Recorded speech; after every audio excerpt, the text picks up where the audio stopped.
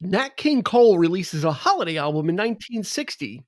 3 years later, he drops a track, adds another song that he had already recorded 3 times in the past, and then re-releases it as the classic album, The Christmas Song. It's coming your way next. Welcome, friends, to the 3324 podcast. Happy holidays, Eric. Yes, same to you. Yeah, we're just under a week away from Christmas, so we're almost at Christmas. And every year we try and do a Christmas movie, which we'll have coming out next week. That's right. And we do a Christmas album as well. We try to do some Christmas music. And it's our opportunity to delve into the classics when we do the Christmas stuff. You have to. You just have to, because there's nothing like them. Yeah, and we will make the case again. Not last year, the year before was we did Bing Crosby, the Merry Christmas That's album. right. Yep. This album has a little of the same DNA. There's a couple things that were very similar that happened. And we've got a lot to cover, but we've got a guest with us this time. Mm-hmm. Yep. So if you're watching on YouTube, he's the guy with the Mets Santa hat on. Yep. He's not the Grinch. Me. He is Christopher Clark. I'm not. Hey, what's up, guys? Welcome, Chris. How are you? I'm well, thank you. Always a pleasure. Happy holidays. Always a pleasure to be there. Happy holidays. Oh. Yeah. Yeah. Tis the season, and if you're watching us on YouTube, Eric's got the festive blanket, and he's got the red sweater. I've got my Grogu ugly red T-shirt. Because I do have an ugly sweater, but it's too damn hot in this apartment. I just can't. Yeah, I turned all the heat off in my. I'm like, if I'm putting a sweater on, I have to shut everything else down because otherwise I'm going to roast. Yeah, I live in an old apartment where the heat rises. Forget it. No way I'm putting a sweater on in this apartment. Not for this podcast. He's not. Nope. Oh boy. So we've got a great album to talk about, and there's a lot to chew on. Plus, I've got a Christmas edition of Three Lies and a Truth as well. Ah, fantastic. Yeah. Awesome. So we'll have a holiday edition of that, which will be fun to do.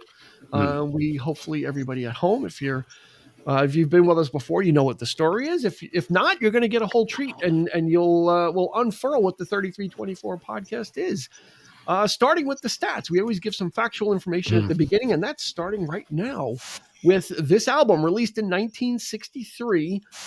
As I said in the open, it was originally released as an album called The Magic of Christmas in 1960.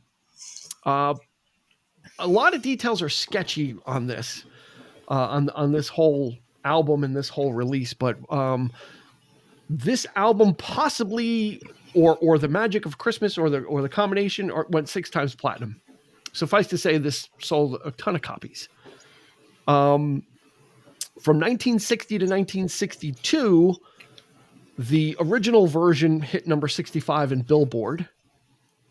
And then from 1991 to 2023, it got the Christmas album that we're going to talk about got as high as number 9.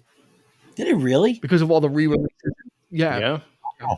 It finally, I think in 2023, it broke the top 10. It broke the Billboard Hot 100 finally in sales, because there was a re-release. Yeah, there's a re-release, a remaster with all the extra stuff in it. And, it's about time, that these... It's something I think we've talked about it before, Eric, is every year these songs come around, right? So they kind of, if you catch them at the right time, they have a chance to become a hit again, depending on like what the mood is or what's going on. Exactly. What the mood is, what society's doing, what's hot. If an older song catches fire again, it could re-enter the charts. Yeah. And this did. Did that re-release kind of coincide? Did that re-release kind of coincide with when his daughter had the hit with the duet, that Unforgettable? Is that maybe he was in the public conscience? No, because she had passed away a little. She had passed away. Natalie passed away not in. Natalie Cole. No, she passed away in 2015. So she did that whole re-record duet with her father. She did it originally with the song Unforgettable, which kind of what I remember that was in the late 80s, early 90s, and then she did it with the Christmas song. Yeah. Later on, like for the re-release, she did that same thing, but that doesn't coincide with this hitting it. I think it was last year. That right. But it was re-released, I believe, in what was it, 99 or in the 90s with that added material. So with the duet, that was the big thing with her. Was going back and reorchestrating the song, and then doing a duet, which was good for Unforgettable. I'm not a fan of the Christmas song version of it. It's a little too slick. Well, I kind of the whole idea of the posthumous duet thing it's a nice idea, given that it was her father, but in that sense, but as in general, I'm not a huge fan of that kind of thing when artists kind of tack on their stuff to to something else, or somebody like a classic icon or something like like Elvis or Sam Cooke or whatever. But, well, there's a version of, I think, Santa Claus is Coming to Town by Frank Sinatra, with Cyndi Lauper grafted into it. Did you ever hear that version? No. I'm serious. It's really, it doesn't really match until almost like the very end. Like the song, like they're just not they don't fit together, and the way they did the song doesn't. She's singing in her style, and it's the original Frank Sinatra, and it doesn't really gel to almost the end of the song. So it's kind of, when you're kind of stapling these things together, you got to be careful. You really got to kind of be doing it with intention and understanding, where you're going with it. So anyway, a little bit about Nat King Cole. He was, he was basically a child prodigy from when he was a teenager. Was able to play piano. He played piano with in the big band era in the 40s, and then he formed a jazz trio. And then towards the 50s, he started getting into more orchestrated types of performances with Nelson Riddle.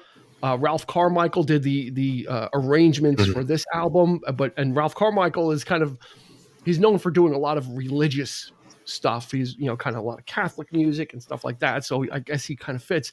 Eric, hence the choral arrangements. Yes, the majestic, it's got that majestic sound. Now, Ralph Carmichael did a score for a horror film in the 50s. You want to guess what score Ralph Carmichael, who did the arranging for this album, he did the score for a horror film that I absolutely scared the crap out of me when I was a kid. Was it The Blob? It was The Blob. Yeah. Wow. He did the score for the original Blob with Steve McQueen. Yep. I was gonna say, yeah. Wow. Which is one of the best horror films of all time. It is absolutely it's fantastic. Yeah. Yep. It's such a lost classic. So Ralph Carmichael did that. He ended up working with Nat King Cole. Like I said, Nelson Riddle also did. But then when Frank Sinatra launched the Reprise record label, Nelson Riddle went with Sinatra as an arranger. So he kind of left, and he became kind of a Reprise kind of exclusive artist. Yeah.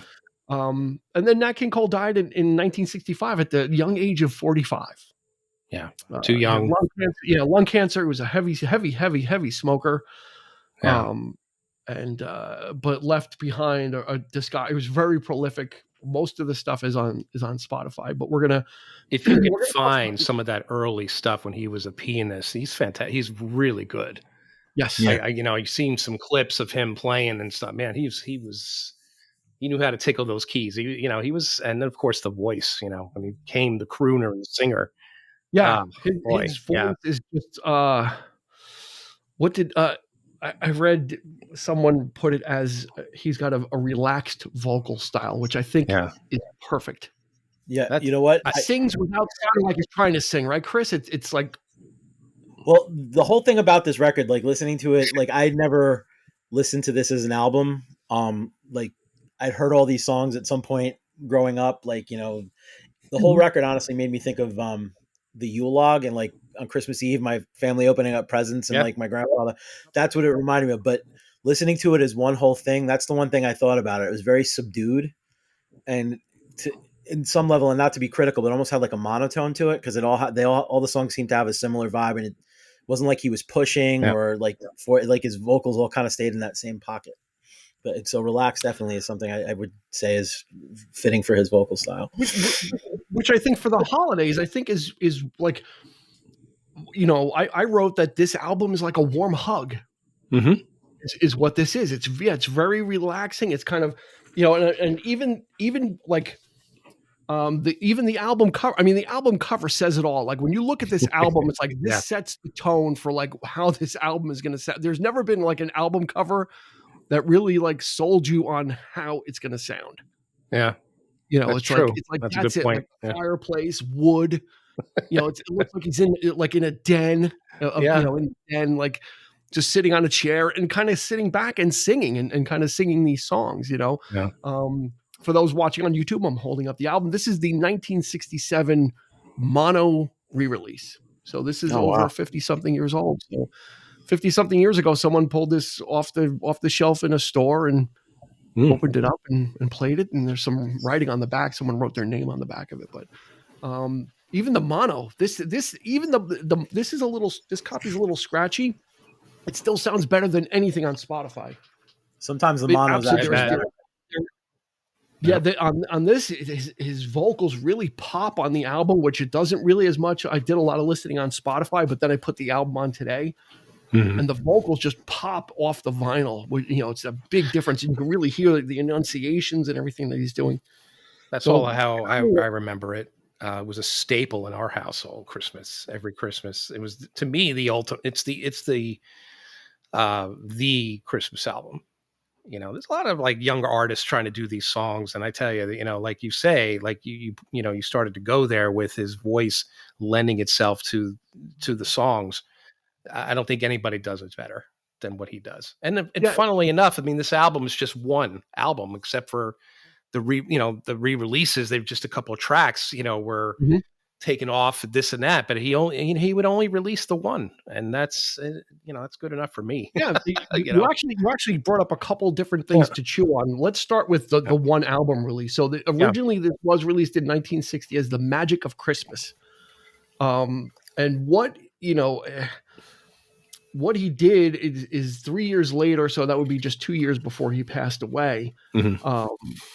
They would drop a song. They dropped one song and they added the Christmas song to it. So the Christmas song wasn't on the original Magic of Christmas album. Yeah. They actually took a song off and added that on. And that's what I'm saying, Erica, if you remember our Bing Crosby episode, when Bing first released that album, was on 2 10-inch records or whatever, he dropped a couple of songs and put some other ones on and then released it as the Merry Christmas album. So it's very, very much the thing. Now, the thing about the Christmas song is this version was the 4th time it was recorded by him. So there's 4 different versions floating around out there? Yeah. 4 different versions floating around. And usually the last one isn't the best one, but I'll tell you, I listened to the other ones and the arrangements are very similar, but this one is the one that is always played.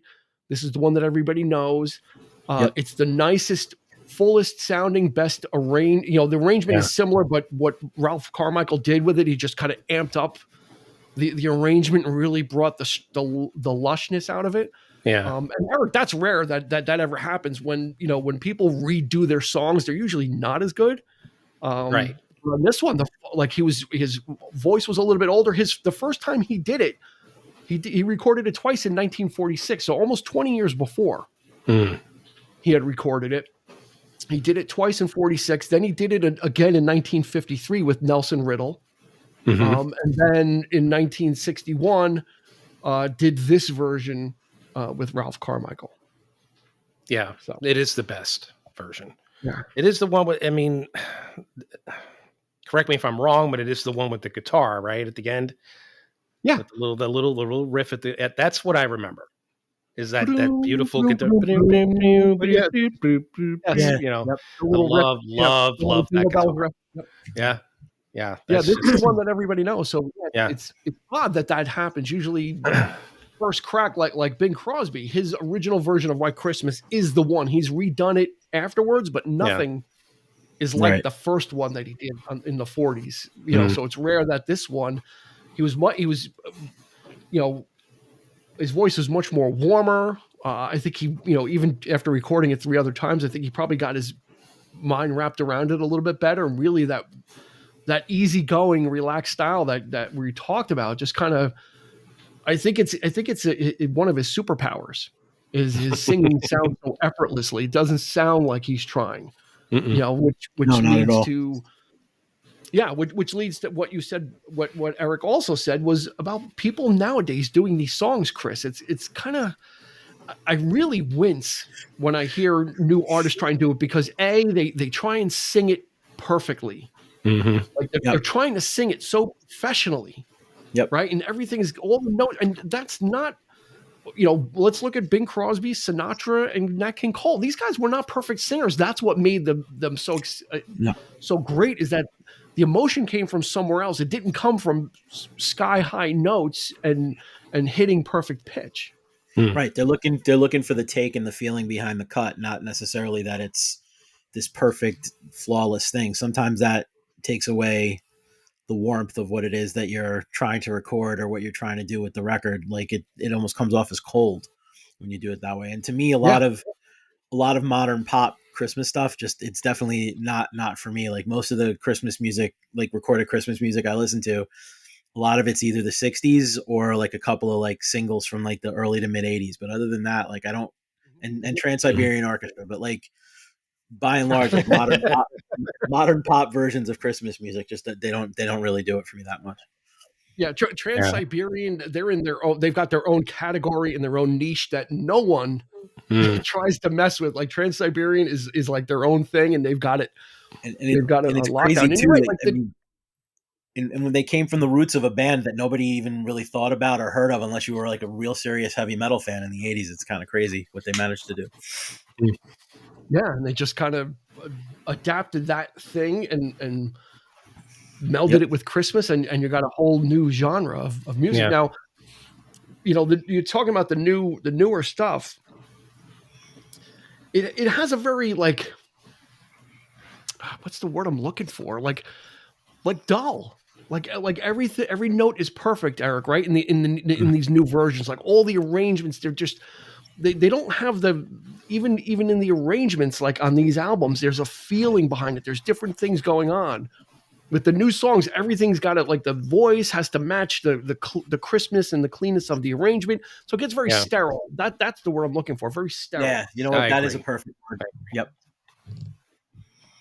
So, I mean, I think in some cases they try too hard or not hard enough. They're not creating a mood. It's just a thing. It's just we have to make a Christmas album because we're popular. So the obligatory album. The obligatory, and so many people have done it. I mean, come on, but none of it is, to me. I remember those. What was those working at Suncoast? What were those like Christmas, like those compilation albums? Remember, like they had every year they would have a new one and different artists and that kind of thing. But even some of those, I mean, some good tracks in there. But other than that, I don't know. I just because they're trying to emulate something that was, and by doing that, you're really, like I said, you're really sterilizing it by trying to sing it perfectly, and you don't need to. Like you can have a great voice. That doesn't mean you've got to hit every single note. I think there's got to be something that's what is so great about Nat, is that it is so relaxed. It's just you kind of put this on and you just kind of listen to it, and the way he sings, almost sometimes it's like he's telling a story. Because it's the perfect album to have on in the background when it's Christmas Eve, or whether it's your unwrapping presents, or it speaks Christmas. That's what it is. I mean, a lot of this other stuff. I mean, the pops, the people and especially when people try to write their own original Christmas songs, which never works. Do that. I'd rather see that than try and just some of the stuff just comes off very, very cheesy to me. It just, I don't know. I like the traditional stuff. You don't like All I Want for Christmas Is You by Mariah Carey? That original there? Well, you know what, Chris? Oh, good Lord. I'm glad you brought that up, because there is a song called All I Want for Christmas Is You that came out before that. Yeah. A totally different lyric by a group of, you got to find it, by a group called Vince Vance and the Valiants. Oh, wow. And it's called All I Want for Christmas Is You. And it has nothing to do with the Mariah Carey. It came out much earlier, and it's almost like a rock country song. And the woman's voice is fantastic, but has nothing whatsoever to do with the other one. So she took that title. She stole it from Vince Vance and the Valiants. I'll put a link in the show notes.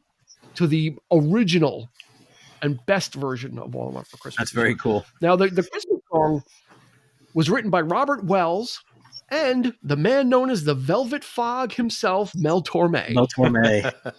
Yeah. The Velvet Fog. He had said that, his writing partner, Robert Wells, was trying to write songs for the holiday season and was trying to get into like a cold weather mood. So he had just written 4 lines. He wrote chestnuts roasting. He wrote Jack Frost nipping. He wrote like the first just couple of lines of things. And Mel Torme's like, well, what is this? He goes, well, I just wrote these phrases down just to kind of get myself in like a cold weather thing. He's like, well, let's finish this. And so Mel Torme wrote the music. He wrote some of the lyrics. Robert Wells, polished it off. And I believe everything I could find is Nat King Cole did the first version of it. Yeah, really. In 1946. This song was written in 1945. 1946, Nat King Cole recorded it twice in 46, and it's become, and I just think there should be an embargo. White Christmas by Bing Crosby and Christmas Song by Nat King Cole, just don't record it anymore. We don't need it. No. Honestly, like usually like remakes, you can maybe add something to. There's nothing you're going to add to the Christmas song. No. Right. I agree. I mean, it speaks to the time, version. What's that? I said it's the quintessential version. There's nothing else. It is. No one ever listens to any of the other versions of it. Yeah, they're and even some of the people of the time did it, like Andy Williams and Perry Como, and those are admirable because at least they were the contemporaries of Nat King Cole. But to try and do it now is just always going to be just like second, third, or fourth stringer. It's just not gonna work. So he recorded a whole bunch. Mostly religious songs on this album. There's 12 tracks on the original release. None of them are religious songs. Can I tell you something? I'd never listened to this record, Soup to Nuts, and the one thing I kept coming back to is like, this is the most non-secular Christmas album I've ever listened to. Like, and I didn't know if that's just because of the time or because of who he was, but like most Christmas music you listen to now, it's the secular side of it, and this is way more of the religious than I would have. It's like the songs that you hear when you go to Christmas Eve Mass or something like that's what you're hearing. Yeah. I'm glad you said that because that was something I noticed as well. I thought it was just me. Yeah, no, absolutely. So I mean, either I'm not not to get too deep in the woods. I'm not an overly religious person, but I actually prefer to listen to religious style Christmas music for some reason. I don't know why. And I boiled it down. There's actually, Eric, there's 3 types of Christmas music. There's religious music, Christmas music. There's secular Christmas music, like Chris said, that's not about religion. And then there's novelty Christmas music, right? Yeah. So anything that mentions Santa or a character is novelty. Anything, when I say secular, I mean stuff like the song Sleigh Ride or Frosty the Snowman. Any of those songs. Right. O Tannenbaum, all that kind of, yeah. Right. Christmas, the Christmas tree song, and 3 types of Christmas music, and he pretty much zeroes in on 2 on this. There's not really the Santa Claus is coming to town and that kind of stuff. Although he did do a version of All I Want for Christmas is My 2 Front Teeth. I think he did it way before this, but and it's not on this album. But yeah, I think he's really good. I think he's really good at interpreting the religious stuff. I just think he's got the voice for it. It lends it's such a solemnness in some of the songs, right? Yeah, a calmness to it, and that's what it speaks to, the serenity of the music. It just given the season, that's what we're supposed to be doing. We're supposed to be chilling out, relaxing with family, and it's a shame to me today that there's such disdain for Christmas music. Like people just hate it. They don't want it. I can't. They're already starting to play it. Blah blah blah. I'm just like, that's part of it. Yeah, I mean, I don't know what the percentile is of people who love it versus hate it, but I just, it just seems like everywhere I go, people just aren't into it. Yeah, I think it's the rushing of the seasons. I think that's why, Chris. Right? What? It's because. Christmas is starting right after, even before Halloween. Some stores have Christmas stuff out. Yep. You know, and people are like, yeah, I don't want this right now. My daughter is like that. First thing she does, Christmas music. Like November, I think she was asking my father because my dad drives her to school. She was asking him to put on like Christmas music and stuff, and I told her I have a standing rule: not before Thanksgiving.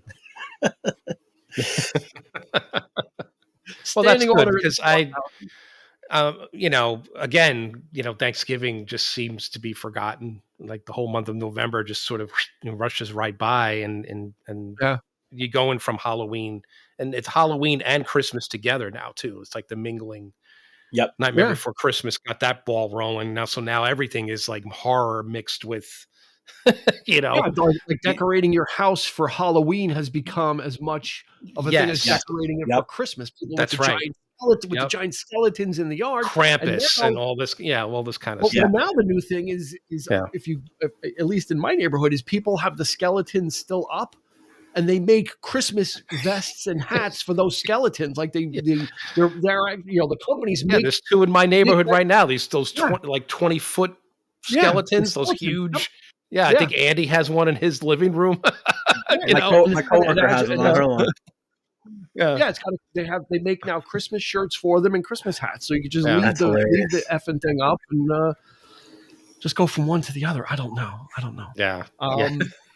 Part and parcel with Nat King Cole's vocals on this is Ralph Carmichael's arrangements. I think that's just as important, especially in the 60s. Things where music was kind of changing, especially in 63. This kind of music was kind of on its way out. You know, it was kind of being thought of as unhip. But I think I'm glad that they didn't try and have a contemporary sound with this. I think this is, you know, this gives it a time, like you would never think that this was made in 1963 because it has that timeless older sound. Right. Yeah. But about this time, you got all the popular groups already, and that's what it is. The music doesn't change, but this is where all the pop stars start doing this stuff and, you know, giving those sort of a rock and roll spin or a pop spin or even Little Saint Nick by the Beach Boys. All that kind of stuff. Chris? Interesting. I was going to say, like, when you say it sounds a little bit older, like one of the things, I was in the car with my son yesterday when I was listening to this to prepare for the episode, and my 13-year-old definitely was not a fan. He just kept going, "Dad, please turn this off." Dad, and I said to him, and my answer to him was, "This is something your great grandparents would have listened to." Because to me, in my head, like I didn't really consider the fact that it was the 60s. I'm thinking of it being more of the time of like my grandmothers, and my grandfathers, like that kind of vibe, like that 40s type of sound to it. Like that's really it does really have that vibe. Yeah, it definitely feels that way, but you can feel But I think it benefits from the advanced recording techniques that happened in the 60s. So I think you're getting the best of both worlds. You're getting these really great, lush arrangements. And there's a lot going on. I mean, there are piano, guitar, bass, an arco bass, which is an upright bass, but played with a bow. Right? You got drums, percussion, harp, violins, violas, cellos, trumpets, trombones, and then a whole reed section. So this is like the full...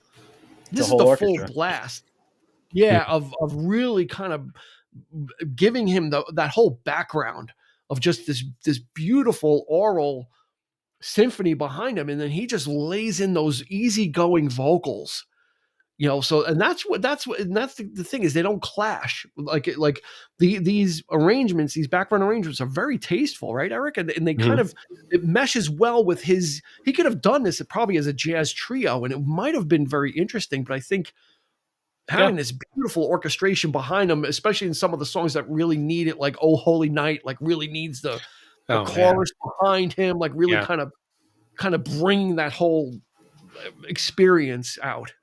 Yeah, absolutely. And, you know, like some of the jazz artists were doing this too. I mean, you know, Ray Charles was, you know, he went big with orchestration and that kind of thing too. So, I mean, it's not exclusive, but it's like, So, but, you know, but like you say, like they were taking advantage of the studio and the magic of recording at the time. So, But yeah, Chris, yeah. So what I was going to say too about the arrangements, I think they're beautiful and they're lush and they sound great. If there was one criticism I had of them, I thought there was too much of the chorus. Like to me, like I would have rather heard him sing those parts the way he sang, the way he sings, than to hear than to hear him cut away to the chorus singing a full verse. Like to me, I'd rather hear him do that verse and then them just kind of add touches. Like I didn't like that I thought there was too much of the choir in some of the tunes. Don't listen to the Ray Conniff singers then. I don't think I'm gonna be doing that anytime soon. I love Ray Conniff, like the Ray Conniff albums, the Christmas albums he did in the 60s, because Ray Conniff was an arranger and did the same thing, but he just had he had a male chorus and a female chorus. Oh wow! And they would reinterpret the songs of the day, contemporary stuff, but their Christmas stuff for me is like on par with anything because of the choral and because of he's got opposing. Male chorus and female chorus that he would use to intertwine and together separate as points and counterpoint. But that's a whole other. That's a horse of another color, I hear tell. Yeah. But again, the religious aspect to we mentioned before that Carmichael was used to arranging that kind of thing. So yeah, the big chorus was sort of a church. Yeah, it's a kind of vibe to it. So yeah, I mean, I think it kind of it works.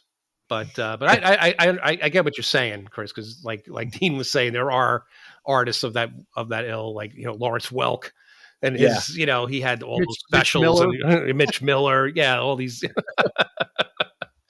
Some of it's corny, some of it's like, but it depends on the arrangements. Sometimes you can get they're spot on and they're so perfect that like you're gives you chills, and then there are times where the sopranos are way too high, or they're doing something weird, or it's just, and it's just like it throws you off. So. The vocal is soaring high above, like where it should be. The song that they kicked off of this release in place of the Christmas song was "God Rest Ye Merry Gentlemen." That was on the Magic of Christmas album. They chopped that one out and put in the Christmas song. So so glad that they did that. And so glad that he decided to re-record it a fourth time, which is odd. It had to be a rights thing because he probably, since he did it in the 40s twice in the 50s, that he probably didn't have the label rights to it. And deciding to do it again, what was the home run? It really was the home run because the version of this song is, I used to get tired of it. Now, the more I'm listening to it, I'm really kind of embracing and really enjoying it. It was one of those songs I never used to want to hear. I'm like, oh God, I've heard it 5,000 times. But when you sit back and listen to it, like I said, when you listen to the album and it's part and parcel of the whole experience, I think it's better served that way as opposed to being in a compilation with other things. When you have that lead off this album and then you get other great arranged songs like it, I think it all works, Chris. I just had a question, Dean, because I was thinking about it. You said it was re-released in '63. Was the year? Yep. Yeah. Between swigs of Dr. Pepper, yes. So I was just curious because I know that Phil Spector released his Christmas album that year on the day that Kennedy died, and it was taken off the market. This didn't suffer. That didn't suffer from that as well. No, like from the Kennedy assassination. No, I don't know the exact date. I can't find the exact date when this came out. The Magic of Christmas, the one from '60, came out in July. Okay. This album, it's very hard to pin down like a month. Like I know the year, but to pin down the month on this it's difficult for some reason because it was kind of it's not a compilation. It's a re-release with a new superior track added. Right. And then re-promoted. So no, I don't think it did. The Phil Spector, was called Phil Spector Christmas Gift. A Christmas Gift for You, yeah. It came out on the day Kennedy died. Yeah, so, you think of that year. That's the first thing you think of that year. That's the first thing you think of. That's why I was just saying when you said '63, it made me think of that. Yeah, what do you get? I mean, what's pulling the album going to do? Mhm. Right. True. At that point, I mean, it's it wasn't like they had him on the album or there was a speech and he had to do a spoken word. Like there really wasn't any association. I'm not trying to be morbid. It was just kind of like, okay, it came out, and what are you going to do? What was on the album though? Like what type of songs? It was all Phil Spector's, his cadre of artists. So Darlene Love was on there, and Ronnie Spector, and doing traditional stuff. No, like the version of Frosty and the Snowman, Marshmallow World, all those great like. Yeah, if you've never seen a Martin Scorsese movie, you've heard some of it. Yeah. Okay. Yeah. So no, so maybe that had something to do with it. I don't know. Maybe the mood of the country at the time. Perhaps this was a much more, accessible, perhaps a more appropriate, given the religious aspect of it. That's a good point. I don't know, maybe. I didn't think of that. Yeah. Whereas that kind of stuff is, Kennedy, it's maybe in bad taste to sing. I don't agree. It's not that's. It's jovial, it's fun, but it's also perhaps not what people were feeling at the time, Right. Now Discogs has this listed as 1962. Interesting. Okay. So I could be wrong with the 1963, but no, on Wikipedia it's listing a 1963 version of the album, but Discogs has it as 62. Interesting. So that could render the older the stuff gets, it is harder to pin down. There's so many. When it's a weird re-release like this, it's kind of like yeah. This has been released. You said like 3 or 4 times. Yeah. Oh yeah. Yeah. Re-released in the 90s, I think, or in the 80s. I mean, they just kept on. It was an evergreen. They just and the Merry Christmas one by Bing Crosby. They just kept on printing that thing. Yeah. That was like back then for in the vinyl era. That's like printing money. Yeah, totally. Every year, people want to get a Christmas album, right? And so again, in the days of streaming, it's a little different. But people are going during the holidays and say, well, what are we going to listen to? Or this was in every. This was like Eric said. This was in everybody's house. Yeah. This album. This was like the Herb Albert. This was like Whipped Cream by Herb Albert and the Tijuana Brass. Like everybody had. I might have even had like in the house. Might have even had both versions. Yeah. My grandmother might have had the original version, and my mom, bought the Christmas song, so I do recall that cover, that original cover. Yeah. And, when I was a kid, and then of course, I always thought that the re-release was a different album completely.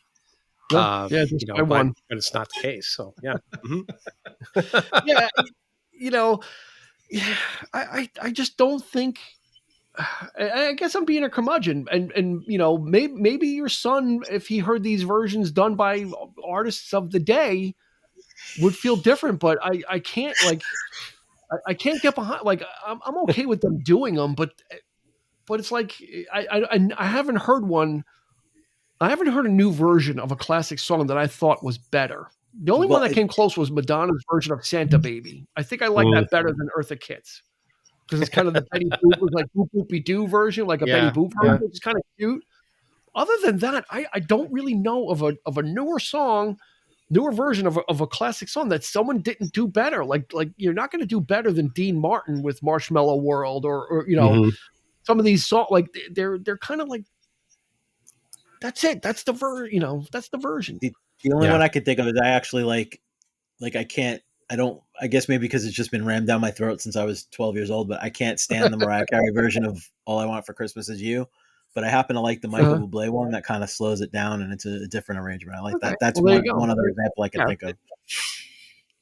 That song has gone from being universally loved to universally hated. Yeah. All I Want for Christmas Is You. It was for a while. It was like it was the thing. Now the memes are like she's in a block of ice. It's yes. like Yeah. My daughter keeps thought out. You know what? I mean, I don't think people feel that way about these songs, though. No, so like again, and that has a very Phil Spector-ish sound to it as well. All it does. That whole album has that Spector-y throwback with the bells. I never got past the single. the Wall of Sound. It's not a bad album, but it's getting killed by this one song that everybody just like. You never hear anything else from it. Yeah, she did a whole Christmas album, and this is all you ever hear. So, I think this would be a good time for Three Lies and a Truth, the holiday version. Let's try it. Let's do it. Let's see. I've got 4 presents underneath the tree. 3 of them are coal. Okay. One of them is the real gift. So you will need to determine which 3 are the coal, and you want to pick out the gift, right? Yep. So we're going to go with 4 statements, and playing at home, you have to decide which one of these are true, and 3 of them are not true, and one of them is the truth. And here we go with statement number 1. Christmas related, not Nat King Cole related, but just Christmas related. Here we go. Statement number 1. Artificial Christmas trees originated in Germany in the 19th century. They were made from goose feathers dyed green and attached to wire branches. Statement number 2. The average Christmas tree takes 15 years to grow.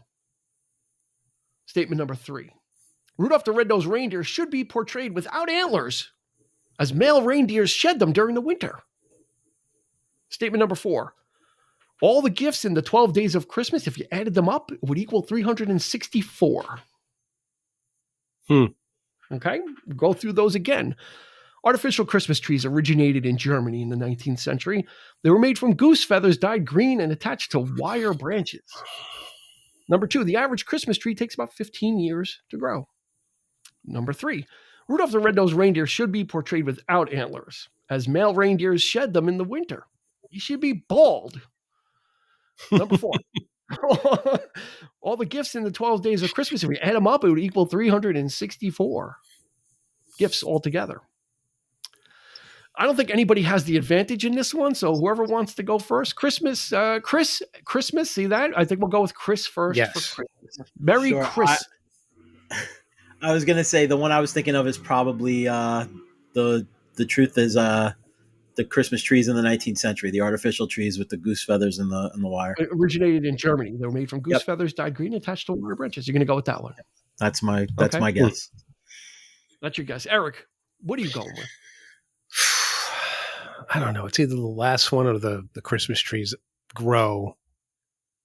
And I think that might be accurate. 15 years to grow. That might be accurate. So I think I'm going to go with that one. It takes 15 years to grow. The average Christmas tree takes 15 years to grow. You going with that one? Yeah. Okay. All right. You at home, lock in your answers as well for this holiday season. And we ready to reveal the answers? Yes. Well, here we go. For the holiday season, because I don't want any coal in my stocking, all of these are true statements. Both of you gentlemen have picked them correctly. These are all true. I cannot tell a lie on Christmas. I can't. That's nice. That's awesome. I need Santa to kind of come through. So I can't play. I'm not playing games. We're less than a week away. I can't fool around with this. I'm not going to do it. Artificial Christmas trees originated in Germany in the 19th century. They were made from goose feathers dyed green and attached to wire branches. True. Average Christmas tree takes about 15 years to grow. That is true. Rudolph the Red-Nosed Reindeer should be portrayed without antlers because male reindeers shed them in the winter. So he should just look like Clarice.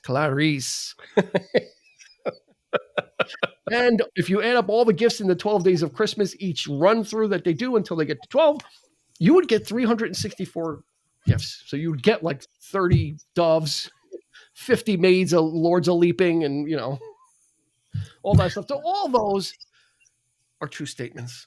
Our Christmas gift to you. If you played at home, you won. No matter what your answer was, you won. Merry Christmas. That's awesome. That was very nice of you. You feel like a winner? Yes. Everybody's a winner. It's a lot. Yeah. Everybody's a winner. There you go. Mm-hmm. Everybody's a winner. Chris, do you have a favorite Christmas gift that you got when you were young? I grew up in the 80s when everybody wanted to have a trick bike, and my grandfather was always big on giving. Yeah, so I got a sky blue mongoose with dark blue mag wheels. It's either that or my grandfather.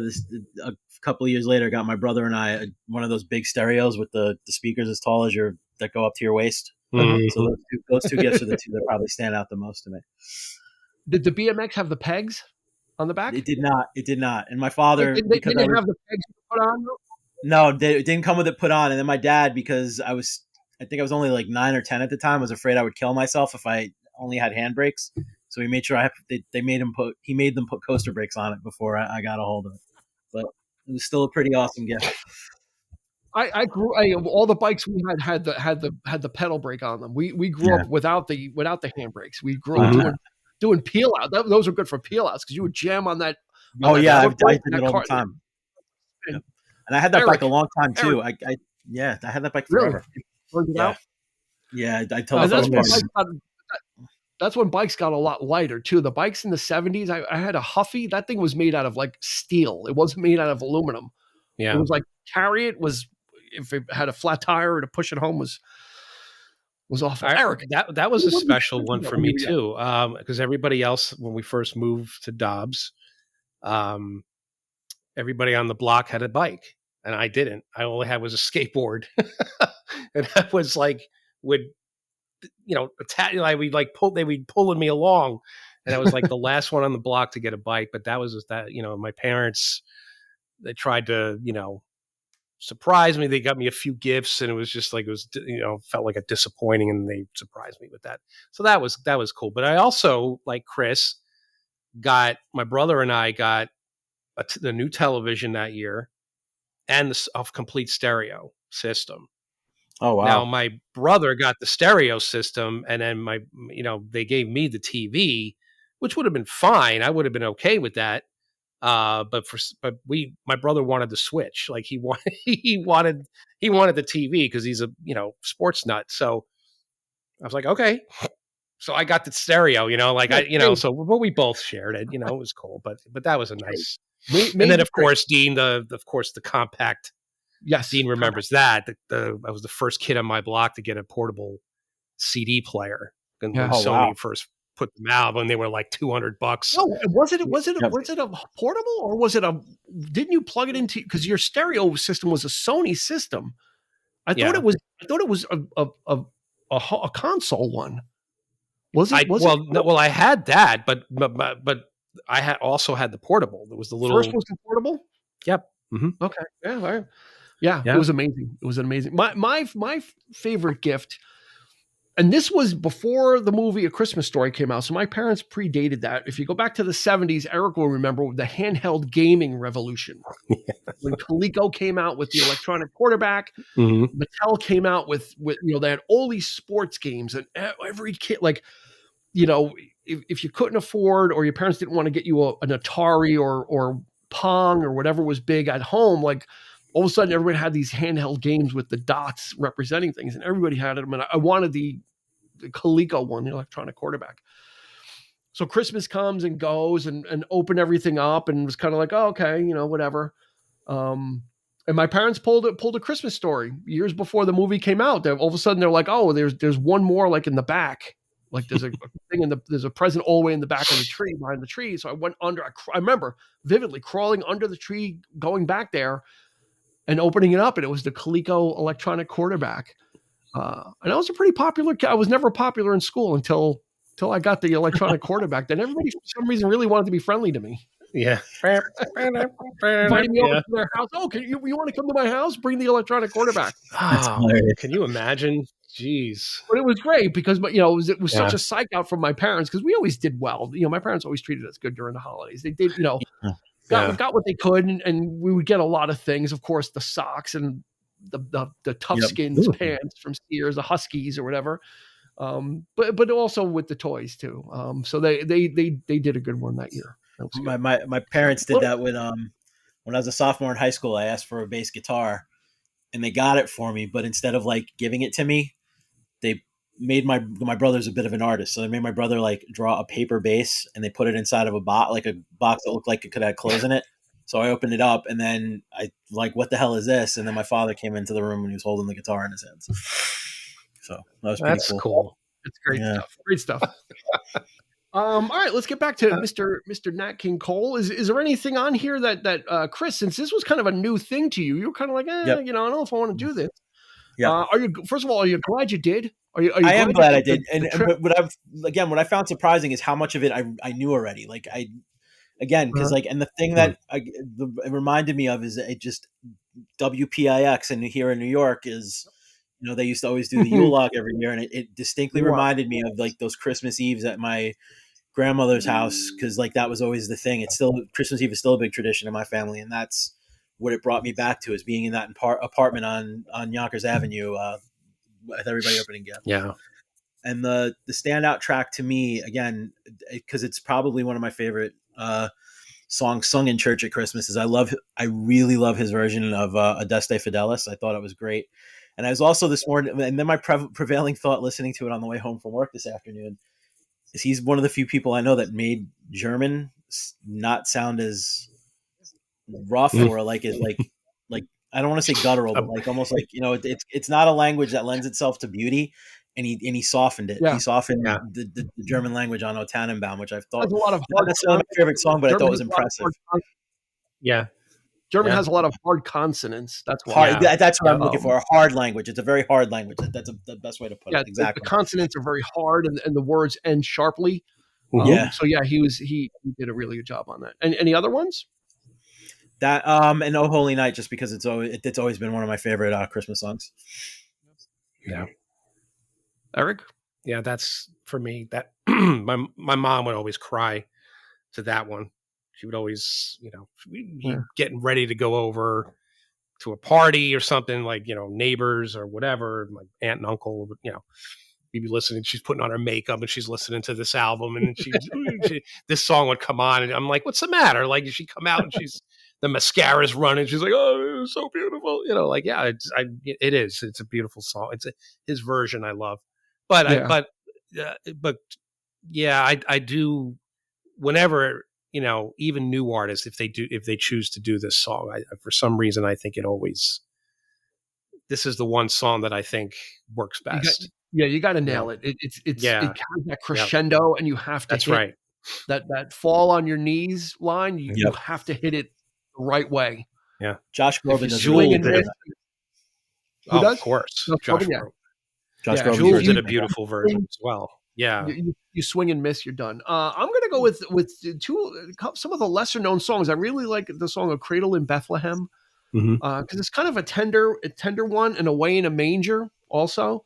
And then "Caroling," which is just it's kind of an upbeat song for him. And it's just kind of, he can do those. So there's a lot of religious stuff on here, but it is tempered with some of the more secular things. There's not a ton of it on here. And if the religious thing isn't your bag, this album might not be for you. Then, there are plenty of other ones. The Bing Crosby "Merry Christmas" actually has religious stuff on it, but not as much. It's got Mele Kalikimaka, right? It's got some other, kind of lighter hearted stuff, which is a great album. That's the Merry Christmas one is just as great. This one is it's just, we lost him too early, because he was just too good. And they were people saying, that he was one of the, people that of that era that had perfect pitch. Much like Bing Crosby, they said Bing Crosby would snore in pitch. If there was a train going by, he would snore matching the pitch of a train. That's how good he was, and I think that's kind of a bygone thing. I think nowadays when we hear the word perfect pitch, we think of like singers that sing really high and they soar, but it's not about that. It's about being able just to hit the notes, no matter what the style of your voice is. Like I said, he's just got a very easy go. What's that? Keeping in tune. What's that? Yeah, staying in tune, having perfect pitch, staying in tune. Yeah, and he does it. It sounds effortless. I think that's what the thing is too. When you listen to Nat King Cole sing, it's just kind of like, this is a mug of hot chocolate, sitting by the fire, a cold winter night, snowing out, and you're in like a wood panel den with the fire going, and you're wearing a sweater, but you're not wearing the Grogu sweater, but you're wearing a sweater. And I think that's really what this album does. So if you're in the mood for the Christmas stuff, you know what, get away from the streaming for a little bit and just sit down and listen to one artist's collection songs. It's very easy to put on, whatever your local station is probably now it will be starting is doing 24 hours of Christmas music. And usually those playlists are very static. There's not you could listen for 2 hours and then you start to hear the same stuff over again. That's right. Yeah. Go ahead and pick an artist, even if it's not Nat King Cole. Pick an artist and just listen to their Christmas album. Andy Williams is a great one to listen to if you want a classic artist. Perry Como, you're not going to go wrong with. Like I said, if you like the instrumental stuff, there's plenty of that out there too. There's plenty to pick from, but this is one of the titans of the Christmas genre. This album, and, we highly recommend you go listen to it. So that's going to do it for this Christmas edition or pre-Christmas edition of the 3324 podcast. Christopher Clark, thank you for joining us. Thank you for having me on. Sir. And Merry Christmas and Happy Holidays to your family and your kids. And tell your son, you may not get it now. But it'll come. It'll come. Yeah, tell me it's 20 or 30-year timer on it. That's all. Yeah. This is like one of those firecrackers that's got a slow fuse that you throw it and it still hasn't gone off yet. It's like, tell them that's what this is. You don't get it. Mark my words, son. You're not going to get it now, but give it about 20 or 30 years. Maybe it'll be here waiting. But Merry Christmas to you guys as well. Yep. Thank you. With the musicality of your family, I guarantee your son will come to appreciate it. Well, he has pretty good taste most of the time. So the only 13-year-old I know that has Elton John as his favorite artist. So there you go. That's great. So, just don't let the sun go down on him. I won't. Throw back to our Led Zeppelin episode. Eric, Merry Christmas, Happy Holidays to you and your family. Same to you, my friend. Yep. As always, another year is winding up. Yeah, another year is winding up. We thank everybody for all of our listeners for taking the trip with us musically and movily. I don't know if that's a word throughout the year, and we've got a whole cinematically. Thank you. That's the real word. Yeah, movily is not really anything. It's just it's an idiot word that I said. Cinematic and musical journey with us throughout 2024. We've got so much more coming in 2025. We'll be celebrating our 4th anniversary, so we've got a lot more to come. So we thank each and every one of you. And for Chris and for Eric, this has been Dean. We'll catch you on the flip side.